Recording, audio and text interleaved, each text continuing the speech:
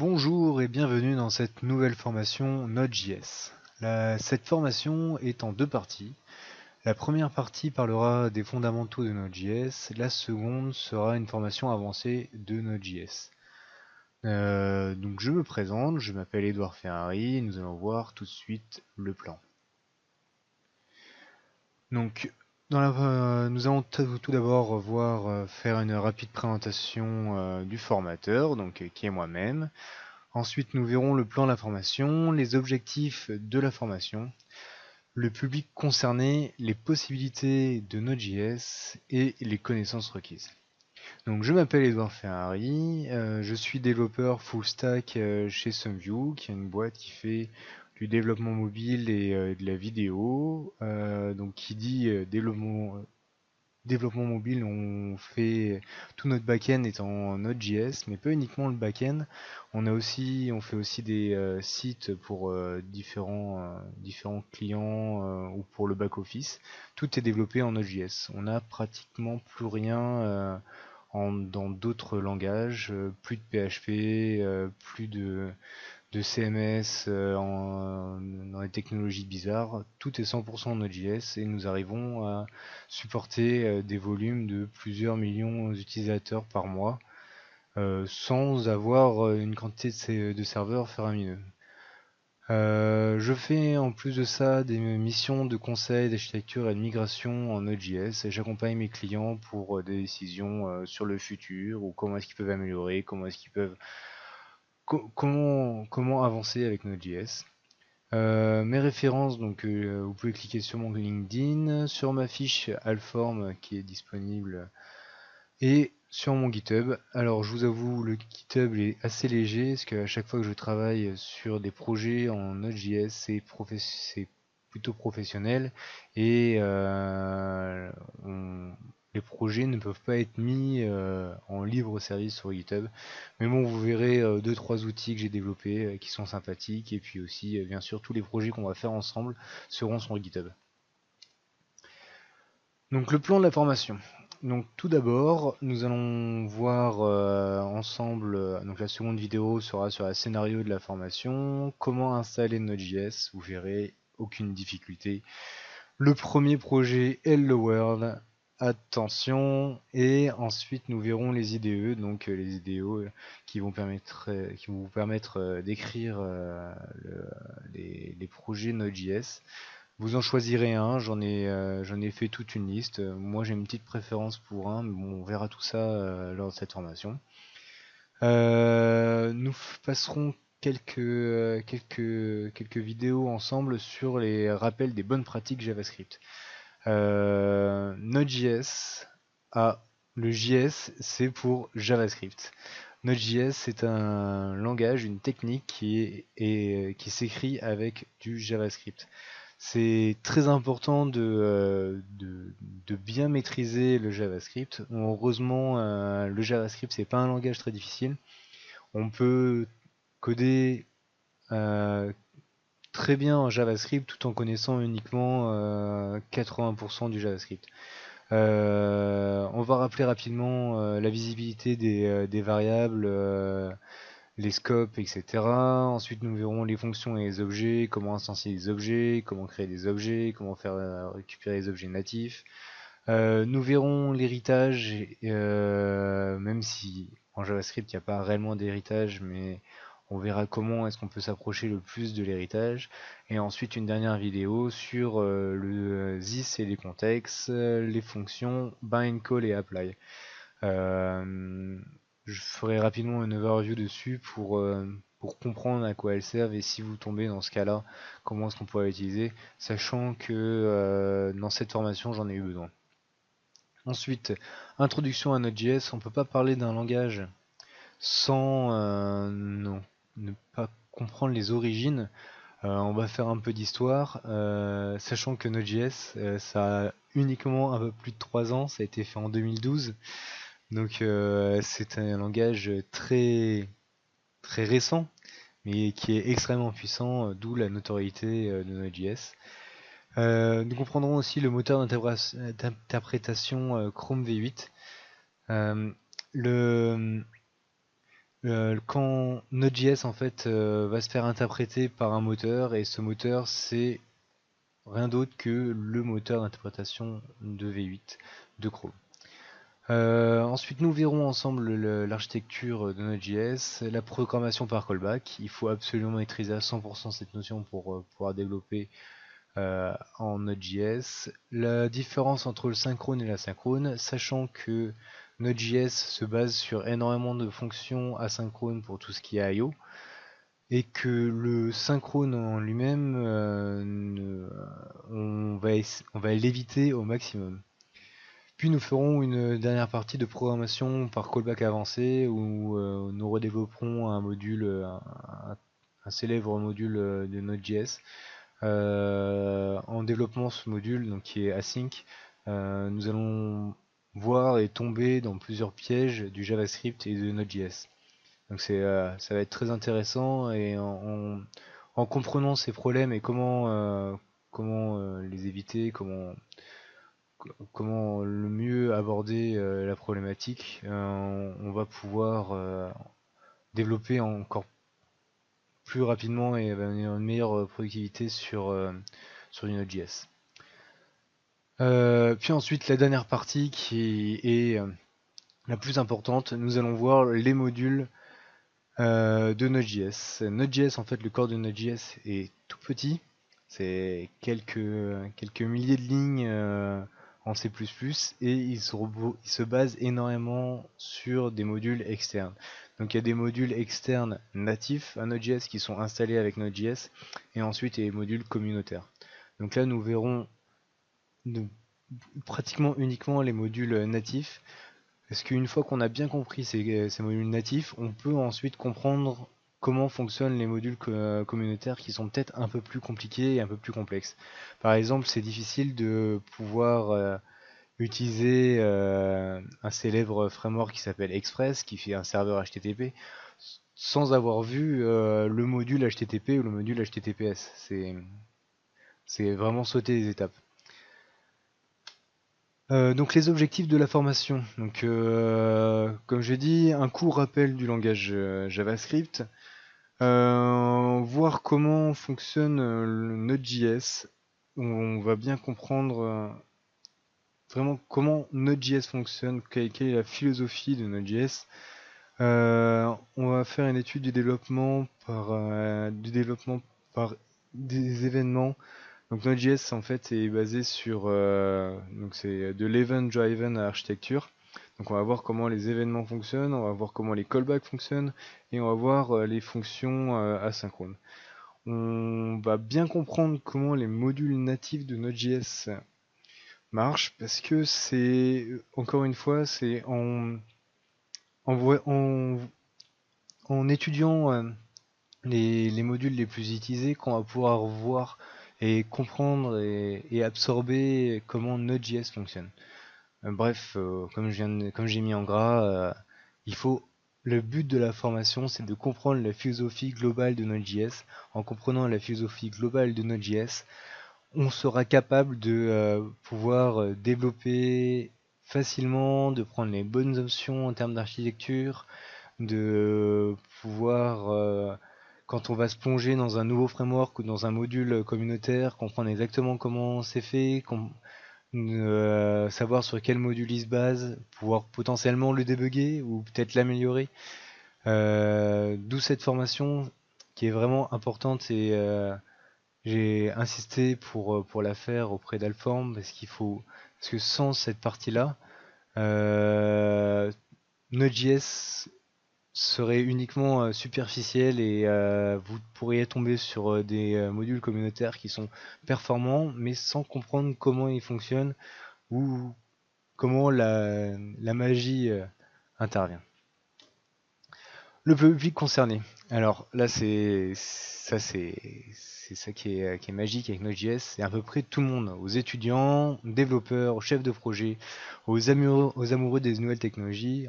Il faut rappeler que Node.js a uniquement un peu plus de 3 ans, donc ça reste une nouvelle technologie, c'est une technologie qui est plutôt à la mode, et vous verrez que c'est très sympa à coder, on peut faire des choses très rapidement en quelques lignes de code, alors que En Java ou en PHP, il fallait de nombreuses heures, une vraie architecture de programme, etc. Ceux qui ont besoin d'une architecture robuste, scalable et modulaire. Donc, même si le langage est très récent, c'est pas pour ça que vous n'aurez pas à faire de projet qui soit vraiment réellement robuste. Et en plus de ça, scalable. Donc, vous pourrez développer des applications pour 100 utilisateurs, 1000 utilisateurs et pourquoi pas 1 million d'utilisateurs. Tout est fait dans Node.js pour pouvoir gérer un nombre de requêtes minutes, voire secondes, très très grand par machine. Et modulaire, ça veut dire qu'à chaque fois qu'on a besoin d'une nouvelle petite fonctionnalité, on n'est pas obligé d'installer la ville, l'univers et le reste. Il faut uniquement installer un petit module qui fera son job et quand on n'en a plus besoin, on peut retirer le module. En plus, les modules sont appelés à chaud, donc c'est vraiment génial. Et les projets peuvent être orientés donc web, donc on va faire un serveur web, donc par exemple, le serveur web qui sera une API, une REST par exemple, ou pour des projets back. Donc par exemple, un serveur qui va tourner, qui va inspecter des tâches, les résoudre et rendre la réponse à travers par exemple Redis ou RabbitMQ ou d'autres serveurs. Les possibilités sont absolument infinies et immenses. Ça fait maintenant 3 ans que je développe sur Node.js et toutes les problématiques que j'ai dans mes différentes boîtes se résolvent avec du Node.js. Bon, j'exagère un petit peu, c'est sûr que pour faire du SQL, il faut mieux passer par un serveur MySQL. Mais sinon, sur tout ce qui est pour coder des petits projets, pour faire, par exemple, pour faire de la vidéo, on peut utiliser Node.js. Pour imprimer des sites internet, on peut utiliser du Node.js avec le module PhantomJS. Pour des ORM, on peut encore utiliser Node.js. Pour des API, des sites internet, pour faire du tracking, encore une fois Node.js et son asynchrone. Donc voilà, bah, par exemple là j'ai mis quelques exemples. Donc un serveur et un site internet complexe. Il y a pas mal de sites internet de grandes boîtes qui utilisent du Node.js aux États-Unis. On peut faire des applications console, donc on lance notre programme et on peut reproduire un peu comme un terminal avec nos commandes ls, cd, etc. Des services réseau sur mesure, ça j'utilise énormément dans ma boîte, donc on peut faire des proxys, on peut faire des gestions réseau. J'utilise pour router des paquets UDP, c'est vraiment parfait et au lieu de développer ça en C ou en Java qui pourrait être long, on le développe en Node.js. Alors forcément, ça va pas remplacer une application en C ou en C++ brut, mais ça fera le job et surtout ça le fera très rapidement. Ça veut dire que pour router de l'UDP, en C, il va falloir allez, je vais dire une semaine, le temps de gérer la config, faire développer toutes ces fonctions, débugger, régler les segfaults.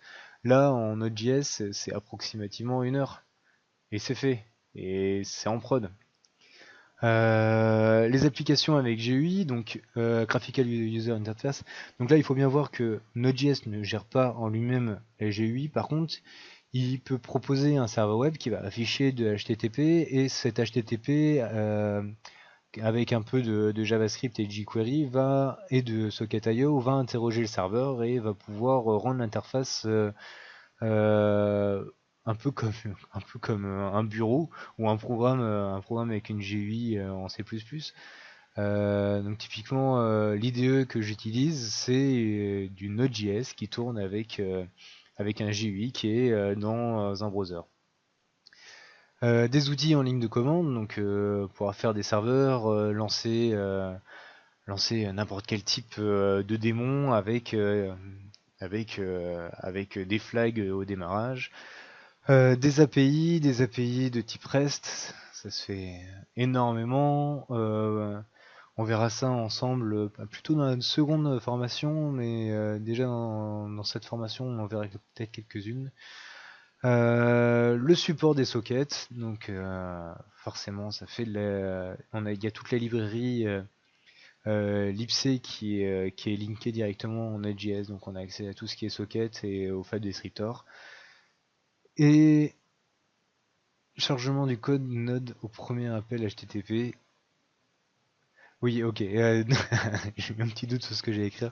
Donc en fait, le principe de Node, c'est qu'il va pas charger intégralité du code quand on va lancer Node.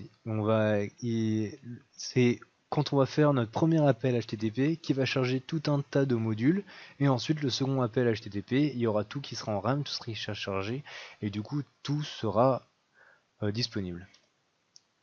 Donc au minimum, les connaissances minimum sont des connaissances de base en JavaScript, même si on va voir ensemble le JavaScript, il faut quand même savoir comment développer, donc faire les boucles, savoir ce que c'est une variable, des conditions, etc. Être autodidacte, parce que même si Node.js, il y a énormément de documentation, il faut quand même aller chercher la documentation, faire l'effort d'aller sur Google, de taper les problèmes rencontrés et pouvoir les résoudre sur Stack Overflow, etc. Connaissance globale en programmation, voilà, je l'ai dit, les boucles, les conditions, c'est vraiment important. Et des connaissances en réseau et sur Internet. Qu'est-ce qu'une requête HTTP, comment deux serveurs communiquent. Bon, c'est vraiment une connaissance minime, mais bon, il faut quand même comprendre comment au moins une requête HTTP fonctionne. Les plus, connaissances en asynchrone et connaissances en event driver en architecture. Bon, c'est comme ça qu'est fait Node.js, donc si vous connaissez, si vous comprenez, si vous avez déjà vu avec du Java ou avec d'autres langages, forcément ce sera un plus pour comprendre le langage. Les liens et les ressources. Alors voilà, je l'ai dit, Node.js c'est récent, il y a pas énormément de choses, mais vous trouverez quand même votre bonheur. Le premier lien pour moi c'est le plus important, c'est l'API Node.js. Donc c'est là où il va y avoir tous les modules. Hop, je vais cliquer dessus. C'est là où il va y avoir absolument tous les modules qui vont être répertoriés. On va en voir un certain nombre et sur chacun de ces modules, il y a la doc associée, comment ça fonctionne, s'il est stable, etc. Nous verrons ça ensemble. Le GitHub, ce que j'ai voulu dire par ça, c'est que comment apprendre le code, le plus simple c'est en lisant le code. Vous allez voir tout un tas de projets sur internet. N'hésitez pas à lire le code, comment il fonctionne, comment est-ce qu'ils ont fait, pourquoi ils sont passés par là, pourquoi ces conditions sont bizarres. Moi j'aurais fait ça à l'envers. En se documentant, en regardant le code des autres, c'est là où soi-même on prend tout le meilleur et qu'on progresse énormément. Forcément, vous allez arriver en Node.js, vous allez avoir beaucoup de bugs, beaucoup de problèmes. N'hésitez pas à utiliser Stack Overflow. C'est une mine d'informations. Donc Stack Overflow, en fait, c'est comme un forum où on pose des questions. Alors, voilà. Donc là, c'est Stack Overflow avec le tag Node.js, mais concrètement, si vous avez le moins de problèmes, vous posez la question ici, il y aura beaucoup de personnes qui répondront, il y a toujours des personnes qui sont disponibles. Et NodeCloud que j'apprécie tout particulièrement, c'est un site qui répertorie toutes les choses qui tournent autour de Node.